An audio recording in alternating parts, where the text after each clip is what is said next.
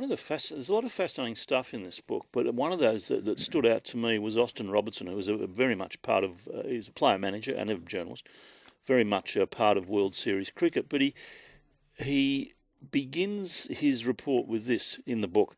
Dennis Keith Lillee had the idea for World Series cricket and the credibility to convince his fellow players to take a giant leap into the unknown. It would never have happened at that time if it hadn't been for him.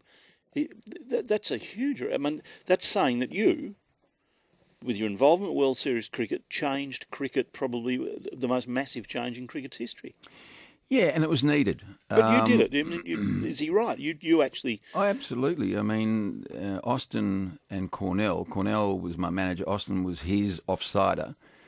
And as such, when they first got involved, Austin followed us around and took phone calls, took all the pressure off me during games, and then obviously looked after any of the other stuff that came up. And during those times, we spoke a lot, became very close, and that's when I said, mate, this can't go on. You know, we're playing too much cricket. I can't hold down a job. The other guys can't hold down a job. We're getting a couple $100 a game, no contracts, nothing secure at all. Crowds are 80,000, in Melbourne, and 60, 50,000 in Sydney. We're not getting a fair share of the pie. And I said, I know the other blokes are jacked off. I know there was talk of a player of actually having not a revolt, but in one game we just refused to play, so we were almost a walkout. Yeah, it had got to that stage, talking amongst the players, and so I knew the time was right. I had this idea, which wasn't as it turned out as World Series is. The idea was that you have Australia, who was the best at the time, best team in the world, play against the best of the best around the world in a one-off, one-day game, MCG or wherever you get. I was naive thinking we'd get the MCG, but play that, and the players got a share of that. And let's say we got 10 grand, and it doesn't sound much now, but 10 grand each out of it. It was much more than the sort of grand we got for the year as it was. Then it was actually 200 a test, was it? It was 200 a test from 1960 to 1974.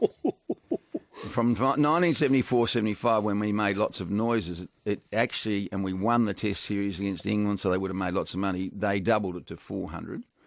And then it stayed at that until World Series cricket. And then, we thought we were rich. We went from, a couple of grand a year up to, contracts up to 35 grand a year. And, we thought we were, made. But the point being that I put this idea to him. He said, if you come and talk to Cornell about it. Did that. Cornell said, Packer? I said, no, I didn't. And he said, this bloke, I want you to put this story to him. And that's how it started. How'd you get on with Kerry Packer? Very well. I saw the good and the bad of him, side of him. Have I got some stories about him? He was a hard man, and he took fools. He didn't take fools very easily. What's a favourite story about him?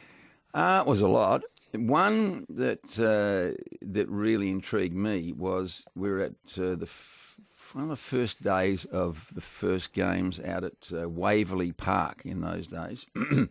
And he was upstairs talking to Alan Aylett to try and negotiate to get the MCG. And our game was just about to start. They were having dinner upstairs. And we'd gone out onto the field.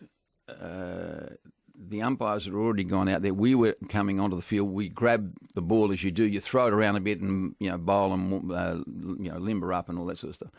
And it started to pour down. So everyone ran off the field, including the umpires. The ball was left out in the field. It's still pissing with rain. Packer runs down the stairs, says to Alan Adel, I won't be a minute, runs down the stairs onto the ground, still absolutely pissing down. And he goes out there, grabs the ball, which is wet now, obviously. These balls are worth, I think nowadays, $300 or $400 a piece. They're all handmade. He grabbed the ball, took it into the umpire's room, which was only just down the corridor from us, probably 10 metres. And I heard him tear strips off these two umpires. Said, this ball, I won't say the words, he said, this ball's worth so much.